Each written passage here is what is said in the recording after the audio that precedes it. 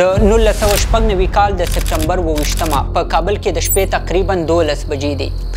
خاموشي ده. هر خوا ویره خوره ده. طالبان تازه د کابل ښار ته داخل شوي دي. ارګ یې په خپل کنټرول کې اخیستی دی. ارګ سره نږدې د ملګرو ملتونو دفتر دی.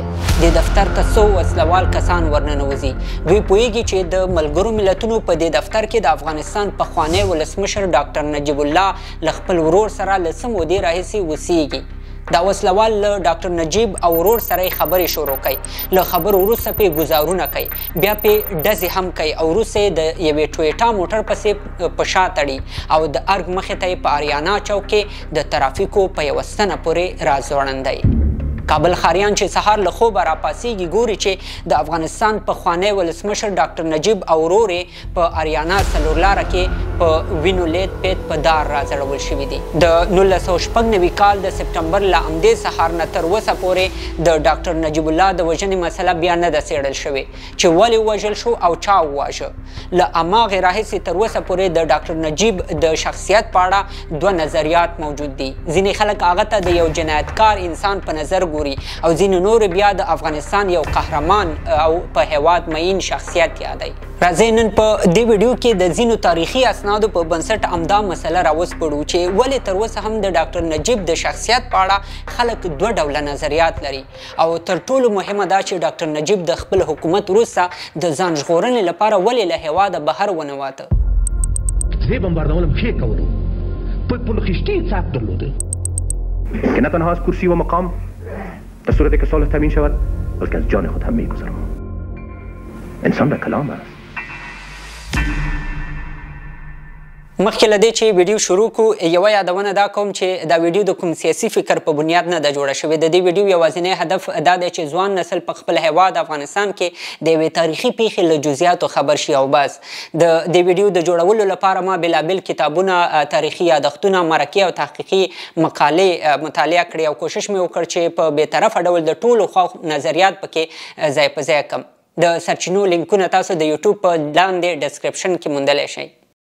1965 کال د داود خان واکمني وه. ډاکټر نجیب الله په کابل پوهنتون کې د طب پوهنځي محصل و. په همدې کال کې د بېلابېلو قومونو ځینې کسان راټول شول او د نور محمد ترکي په کور کې د کمونیزم ایډیالوژۍ په بنسټ یو ګوند جوړ کړ. د دې ګوند نوم خلق ډیموکراتیک ګوند شو او هدف یې دا وښودل شو چې د غریبې طبقې خلکو ته به کار کوي. د ډاکټر نجیب الله هم د دوی فکر خوښ شو او په ګوند کې ورسره ملګری شو. خلق ډیموکراتیک ګوند په افغانستان کې ډېر زر خلکو وپېژنده خو یو لوی مشکل یې درلوده او هغه دا و چې ګوند دننه په دوو ډلو ویشل شوی و. یو ته یې خلق ویل چې نور محمد ترکی او حفیظ الله امین یې مهم کسان وو. دویم ته یې پرچم ویل چې ببرک کارمل او ډاکټر نجیب په ګډون پکې نور کسان هم شامل وو. خو له دې اختلافاتو سره سره هم د ګوند د 1988 کال په اپریل میاشت کې د داود خان د حکومت په ضد کودتا وکړه. داود خان او د هغه د فامیل په ګډون ډېر خلک ووژل او بالاخره واک د خلق ډیموکراتیک ګوند په خپل لاس کې واخیست. له کودتا وروسته چې واک تر ډېره د دې ګوند له خلق ډلې سره و او د خلق مشري نور محمد ترکي کوله نو له همدې وجې د پرچم ډلې کسان په نورو ملکونو کې سفارتونو ته ولېږل تر څو دوی دلته په افغانستان کې ورته مزاحمت پیدا نه کړي او په دوی کې یو ډاکټر نجیب هم و. ډاکټر نجیب په نوي حکومت کې د ایران سفیر وټاکل شو خو لږه موده وروسته یې له سفارت نه هم لرې کړ. ډاکټر نجیب له دې وروسته په اروپا کې د څه مودې لپاره پاتې شو. کله چې په 1990 کال کې شوروي ځواکونو یا اوسنۍ روسیې په افغانستان باندې حمله وکړه او بابر کارمل یې د افغانستان ولسمشر کړ نو ډاکټر نجیب هم بیرته افغانستان ته راستون شو. یو کال وروسته یعنې د 1980 کال د جنورۍ په 11 ډاکټر نجیب د خاد استخباراتي ادارې رئیس شو. خاد په اصل کې د خدمات امنیتي دولتي لنډیز دی. دا استخباراتي اداره نور محمد ترکي د واکمنۍ په وخت کې رامنځته شوې وه او په افغانستان او بهر کې استخباراتي فعالیتونه کول مهم اهداف وو. ډاکټر نجیب 6 کاله د دې ادارې مشر و او همدا 6 کلونه هغه موده وه چې د ډاکټر نجیب د شخصیت یو اړخ خلکو ته وښود او په همدې موده کې سخت مخالفین هم پیدا کړل. خو پوښتنه دا ده چې ډاکټر نجیب په دې 6 کلونو کې څه داسې وکړل چې له امله مخالفین تر اوسه هم هغه یو بد انسان ګڼي.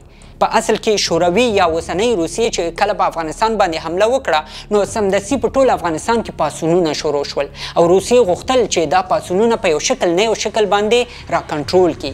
په همدې کې ډاکټر نجیب ته د خاد ادارې مسؤلیت ور په غاړه شو. هغه ته به له روسیې نه په مستقیم ډول امر کېده چې څه وکړي او څه ونه کړي. د ډاکټر نجیب په مشرۍ د خاد ادارې د نورو استخباراتي ادارو غوندې کوشش کو چې د دولت په ضد د پاڅونونو او مخالفتونو مخه ونیسي. دوی په هر ځای کې سلګونه جاسوسان لرل. په چا چې به شک شو هغوی به یې بندیان کړل، بیا به یې سخته شکنجه ورکول او حتی له محکمې بغیر به یې اعدامول او یا له خاورو لاندې به یې هم کول. د افغانستان جسټس پروجیکټ په نوم یوې تحقیقاتي ادارې په یو ریسرچ کې له 1999 کال نه تر 2001 کال پورې جنگي بشري جنایتونه څېړلي دي. په تحقیق کې د خاد ادارې د یو کارکوونکي له خولې لیکل شوي چې په 1915 کال کې د کابل هوایي میدان ترمینل کې چاودنه وشوه. له چاودنې وروسته 10 کسان ونیول شول. دا 10 شکمن کسان ټول بغیر له کومې قانوني محکمې اعدام کړای شول. نورو عیني شاهدانو چې د خاد ادارې د بندیانو ساتنه به یې کوله دې تحقیق ته ویلي چې استخباراتي کسانو به له خلکو نوکان ایستل او بوتلونه به یې په نامناسب شکل د انسان په وجود کې دننه کول. دوی وایي روسانو د خاد ادارې ته د شکنجې لپاره خاص وسایل ورکړي وو. مثلا داسې خولۍ له روسیې راغوښتې وې چې بندیانو ته به یې په سر کړې برق به پکې و، انسان ته به یې شاټ ورکو. دوی به د برق تارونه کله د انسان په ژبه، کله د سینو په سرونو او کله د بدن په نورو اعضاو کې هم بندول. ملګرو ملتونو په 2001 کال کې د خاد ادارې په فعالیتونو باندې یو تفصیلي او تحقیقي راپور برابر کړی دی. په دې راپور کې د خاد ادارې د بیلابیلو شکنجو معلومات راټول شوي دي. مثلا خاد ادارې به د بندیانو تناسلي اله په کلک تار وتړل او بیا به یې په بندي مجبور کړ چې په یو وار باندې ډېرې اوبه وڅښي. همدارنګه د خاد ادارې د کارکوونکو لخوا به په ښځینه او نارینه بندیانو باندې جنسي تیري هم کېدل او حتی نارینهو په مخ کې به یې د هغوی په ښځو باندې جنسي تیري کول. په راپور کې خاد اداره خلکو سره په ناانساني چلند باندې تورنه شوې ده. ویلي دي چې له بندیانو به د پوښتنو په وخت کې د بدن اعضاوې هم کټ کولې، ګوتې، پوزه او غوږونه هم له خلکو پرې شوي دي.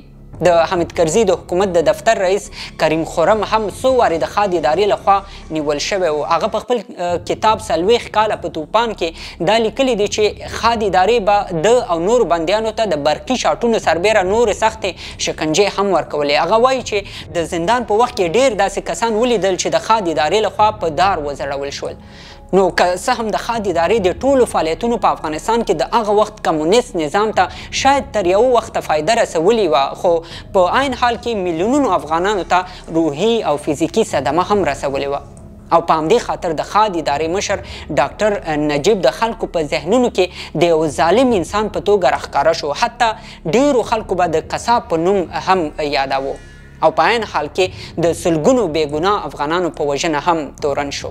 خو خاد شبکې ډاکټر نجیب ته یوه ګټه وکړه او هغه دا چې ډاکټر نجیب یې روسانو ته ورنږدې کړ. شهرت ننګیال په 12 ګرامه ماغزه کتاب کې لیکلي چې ډاکټر نجیب د شوروي اتحاد مشر ګورباچوف ته د یوې غونډې په وقفه کې ځان ورسو او په یو لنډ مجلس کې هغه په دې قانع کړ چې په اوس وخت کې دی کولی شي چې د افغانستان ټولې چارې په خپل لاس کې واخلي او دا به په افغانستان کې د مقاومت شدت هم راکم کی. اصلا په دې وخت کې د افغانستان په ډیرو جنوبي او ختیځو ولایتونو کې خلک راپاڅېدلي وو او د شورویانو په ضد فعالیتونه کول. نو په همدې خاطر نجیب ګورباچوف ته دا ډاډ ورکړ چې دی د یو پښتون مشر په توګه کولی شي چې خلک آرام کړي. او له همدې ملاقات وروسته ډاکټر نجیب په افغانستان کې د خلق دیموکراتیک ګوند عمومي منشي وټاکل شو. دې ګوند د افغانستان په حکومتي چارو کې ډیر زیات رول لاره. نو په همدې خاطر ډاکټر نجیب د ګوند په چوکاټ او کړنلاره کې تغییرات او اصلاحات راوستل. حتی مجاهدینو ته چې د اشرارو نوم کارېده ډاکټر نجیب اعلان وکړ چې له دې وروسته به مجاهدینو ته د اشرارو په ځای اپوزیسیون ویل کیږي.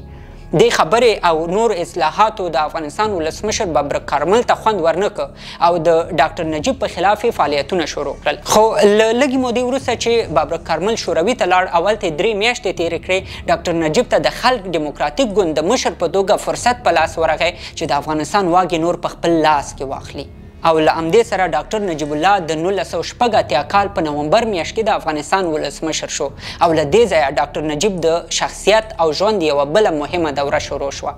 هغه 6 کاله د افغانستان ولسمشر پاتې شو او دا هغه 6 کاله و چې له امله یې ډاکټر نجیب د ډیرو افغانانو او په خاص ډول د ځوانانو په زړه کې ځای پیدا کړ.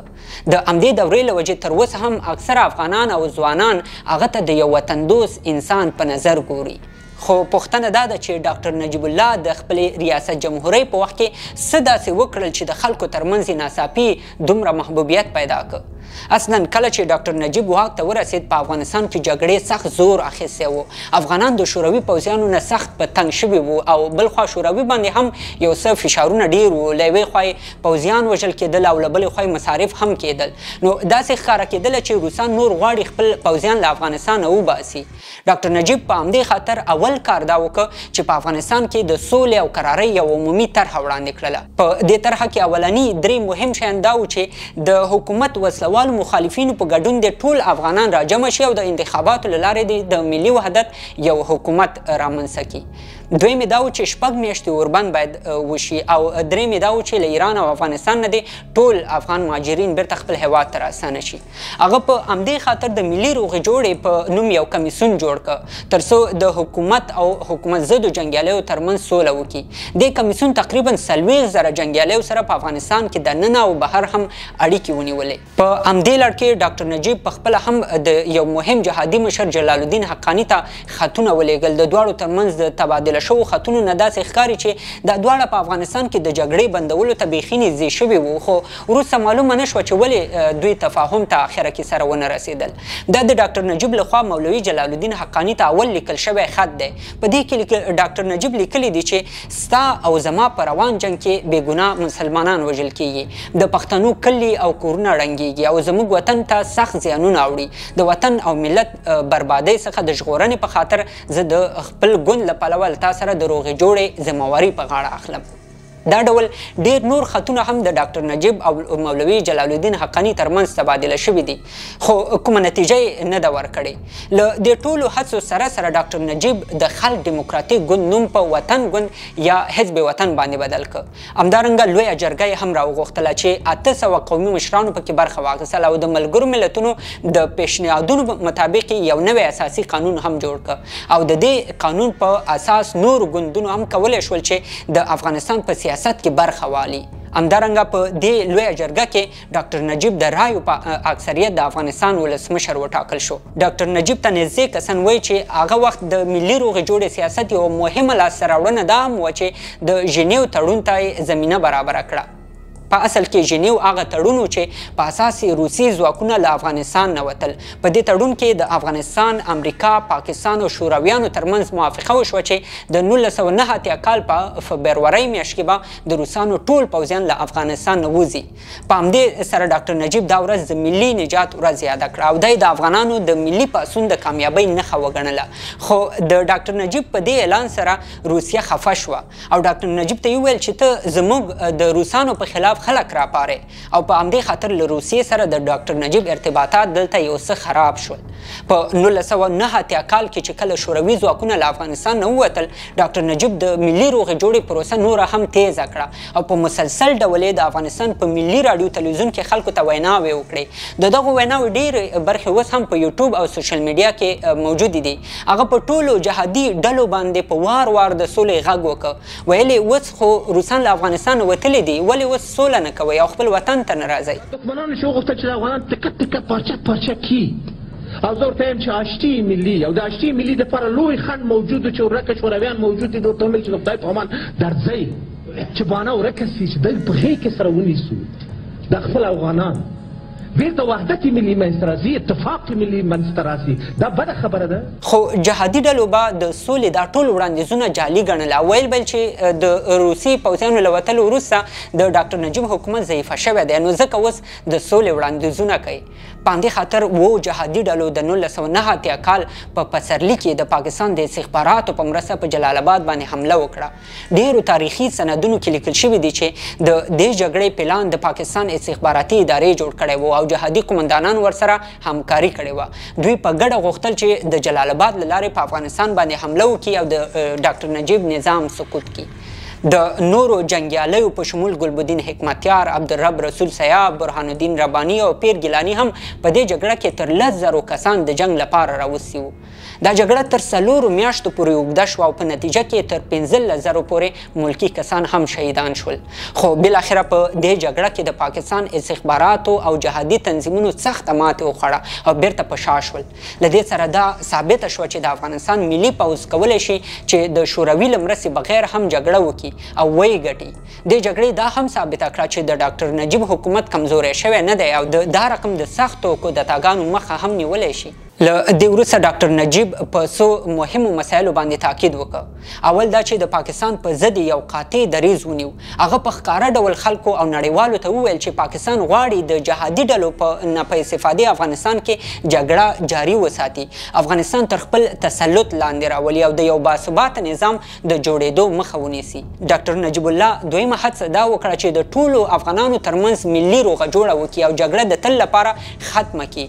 او دریم دا چې هغه د افغانستان د راتلونکي سرنوشت په اړه خلکو ته ځینې خبرداریانې هم ورکړې چې که سوله ونه شي افغانستان به یوې بلې خونړۍ جګړې ته ورداخل شي. له 1989 کال نه تر 1992 کاله پورې جګړه هره ورځ زیاتېدله. د ډاکټر نجیب د روغې جوړې طرحه هم ناکامه شوه. ډېرو ولایتونو سقوط وکړ. ډاکټر نجیب له هرې خوا معاصره ښکاره کېده. په همدې وخت کې د ملګرو ملتونو خاص استازي بنین سیوان له ډاکټر نجیب نه وغوښتل چې استعفا وکړي او په بدل کې د ژوندي ساتلو ضمانت ورکړي او په خوا کې په افغانستان کې به د نوي نظام لپاره یوه طرحه هم جوړی. ډاکټر نجیب د ملګرو ملتونو دا غوښتنه ومنله او اعلان یې وکړ چې د 1992 کال د اپریل په 28مه به واک پرېږدي او د افغانستان له ریاست جمهورۍ نه به استعفا کوي. خو مخکې له دې چې د اپریل 28مه راورسېږي د اپریل میاشت په 18مه ډاکټر نجیب حکومت سقوط کیږي او د کابل واک د احمدشاه مسعود، جنرال دوستم او نورو ملیشو لاس لویږي. کابل ته د ملګرو ملتونو یو نماینده فیلپ له ډاکټر نجیب سره د اپریل میاشت په همدې شپو کې یو ځای و. هغه ډومډ ان افغانستان په نوم په یو کتاب کې د همدې شپو ورځو مهم یادښتونه لیکلي دي. هغه لیکلي چې د 1992 کال د اپریل په 18مه د شپې 12 بجې د ملګرو ملتونو خاص استازی بنین سیوان د کابل هوایي میدان ته راورسېد او پلان دا و چې ډاکټر نجیب به د شپې په همدې توره تیاره کې له هېواده بهر وباسي. فیلپ وایي چې موږ ډاکټر نجیب پسې د هغه کور ته ورغلو او هغه مو له ځان سره په موټر کې راوچت کړ. غوښتل مو چې هوایي میدان ته لاړ شو. ډاکټر نجیب سره د هغه ورور شاپور احمدزی هم و. د کابل له څو چک پوینټونو نه د هغه کوډ یا شفر په وسیله تیر شو چې امنیت ورته ورکړي وو. خو د کابل هوایي میدان په اخري چک پوینټ کې د عبدالرشید دوستم ملیشو ودرولو.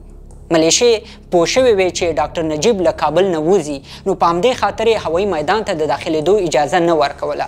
د ملیشو، ملګرو ملتونو افسرانو او ساتونکو او ډاکټر نجیب ترمنځ ډېرې خبرې تبادله شوې، خو بالاخره نجیب پوه شو چې دوی نه پرېږدي چې لاړ شي. د ملګرو ملتونو موټر بیرته ستنېږي او د ډاکټر نجیب په غوښتنه د ملګرو ملتونو په ودانۍ کې پاتې کیږي. فیلپ وایي چې په همدې شپه د ملګرو ملتونو استازو د هند سفارت سره هم تماسونه ونیول چې په هند کې ډاکټر نجیب ته سیاسي پناه ورکړي. هند که څه هم اول ومنله خو وروسته یې دا غوښتنه رد کړه او وجه یې دا وه چې که ډاکټر نجیب ته دوی په هند کې سیاسي پناه ورکړي په کابل کې به د ډاکټر نجیب دښمنان له هندیانو سره ناسم چلند وکړي او بله وجه یې دا وه چې شاید په افغانستان کې له راتلونکي حکومت سره د هند اړیکې د همدې وجې نه خرابې شي. له دې وروسته بنین سیوان له بېلابېلو سفارتونو سره اړیکې ونیولې، مثبت ځواب ورته نه ورکول کېده. بالاخره پاکستان آماده شو او ویل چې دوی کولی شي ډاکټر نجیب ته پناه ورکړي. خو کله چې دا پلان ډاکټر نجیب ته وویل شو هغه مننه وکړه او ویل چې پاکستان ته د تګ په ځای غواړي همدلته په کابل کې د ملګرو ملتونو په ودانۍ کې پاتې شي ځکه ځان دلته ډېر محفوظ ګڼي. خو بنین سیوان ورته وویل چې دلته د ملګرو ملتونو په دفتر کې 100% ضمانت نشته چې ته محفوظ اوسې او کیدای شي ژوند ته د خطر پیښ شي. له دې ټولو سره سره ډاکټر نجیب دا غوره وګڼله چې د ملګرو ملتونو په دفتر کې پاتې شي. اخوا د ملګرو ملتونو د دفتر له ودانۍ بهر نور مسایل روان وو. د افغانستان واک د یوې شورا له لارې صبغت الله مجددي ته انتقالیږي او مجددي د لنډ وخت لپاره د افغانستان ولسمشر ټاکل کیږي. پاکستان کې میشت جهادي مشرانو دا د کمونیزم ایډیالوژي ایډیالوژۍ خاتمه او خپل ځان لپاره یوه لویه لاسته راوړنه وګڼله او غوښتل یې چې د افغانستان لپاره یوه نوې دولتي چوکاټ رامنځته کړي. خو په افغانستان کې د قدرت په سر د جهادي تنظیمونو ترمنځ جګړې هره ورځ زور واخیست. د کابل یوه خوا به له یو تنظیم سره وه او بله خوا به له بل تنظیم سره وه. عام خلک له بد حالات سره مخ شوي وو او افغانستان یوې خونړۍ جګړې ته داخل شوی و. د همدې جګړو په منځ کې د طالبانو په نوم یوه مذهبي ډله رامنځته شوه. دوی له کندهار نه سر راپورته کړ او قرار د کابل په لور را روان وو. بلخوا ډاکټر نجیب هم د ملګرو ملتونو په همدې دفتر کې څه باندې 4 کاله تیر کړل. په دې 4 کلونو کې یو ځل په 1994 کال کې هند خپل یو ډیپلوماټ بدراکمار افغانستان ته واستاوه ترڅو احمدشاه مسعود نه غوښتنه وکړي چې ډاکټر نجیب ته اجازه ورکړي چې هند ته پناه ویسي. خو احمدشاه مسعود یې غوښتنه ردوي او ډاکټر نجیب نه پرېږدي چې هند ته لاړ شي. همدارنګه مخکې له دې چې طالبان کابل ته راننوځي ملګرو ملتونو له برهان الدین رباني نه غوښتنه وکړه چې ډاکټر نجیب پریږدي چې له هېواده ووځي. خو هغه هم دا غوښتنه رد کړه او ډاکټر نجیب ته یې اجازه ورنکړه چې افغانستان نه ووځي. او بالاخره د 1996 کال د سپټمبر په 26مه طالبان کابل ته راورسېدل. کابل د تنظیمي جنګ سالارانو له منګلو خلاص کړ او ارګ ته داخل شول. په همدې کې د شپې ناوخته څو کسان د ملګرو ملتونو دفتر ته ننوتل. ډاکټر نجیب او ورسره ورور یې جنرال شاپور احمدزی له ودانۍ راوویستل. ډاکټر نجیب یې په سر باندې وویشت او دواړه یې تر اریانا چوکه پورې په ډیر بد شکل په زخمی حالت کې بوتلل او هلته یې د ترافیکي ستنې پورې په دار راوځړول. او په همدې سره د افغانستان د یو تاریخي رئیس جمهور د ژوند داستان ختمیږي. که څه هم تر اوسه هیڅوک په سم ډول نه پوهیږي چې د ملګرو ملتونو په دفتر کې له ډاکټر نجیب سره څه وشول، څوک ورپسې ورغلي وو، څه خبرې ورسره وشوې، خو ځینې یادښتونه او ډاکټر نجیب ته نږدې کسان داسې وایي چې په هغه شپه د پاکستان د استخباراتي ادارې یا ISI کسان د ملګرو ملتونو دفتر ته ورغلل او له هغه یې وغوښتل چې د ډیورنډ کرښې په اړه ورسره یوه موافقه وکړي. خو تر اوسه په دې اړه کوم قرار شواهد نه دي موجود. نظر محمد مطمئن چې د طالبانو غړی دی د مجاهدینو د خپلمنځي جګړې په نوم یو کتاب کې دا تایید کړې ده چې ډاکټر نجیب د طالبانو یوې ډلې وژلی، خو لیکلي دي چې هغې ډلې ته د طالبانو د مشرانو لخوا په دې اړه کوم امر نه و شوی او هغوی دا کار په خپل سر کړی دی. د بېلابېلو تحقیقاتو نچوړ دا ښیي چې که د ډاکټر نجیب د سولې او ملي روغې جوړې طرحه منل شوی وی نو له هغې وروسته به نه کورنۍ جګړه رامنځته کېدله او نه به افغانستان له ډیرو نورو خونړیو جګړو سره مخ کېده او افغانستان به ډیر زر خود کفایت ته رسېدلی وی. نو ملګرو دا ډول تاریخي پیښې نورې ډېرې مهمې خواوې هم لري چې په یوه ویډیو کې ټول نشي ځایېدلی. زه هیله لرم چې دې ویډیو به تاسو د افغانستان د پخواني ولسمشر ډاکټر نجیب په اړه یو څه معلومات حتما درکړي اوسي. که چېرته ستاسو دا ویډیو خوښه شوي نو کوشش به وکړو چې په راتلونکو ویډیوګانو کې د دې موضوع نورې خواوې هم راوسپړو او ټولې له تاسو سره شریکې کړو. دا وه زموږ د دې اونۍ خپرونه. ستاسو له ملګرتیا تر اوسه ډېره مننه.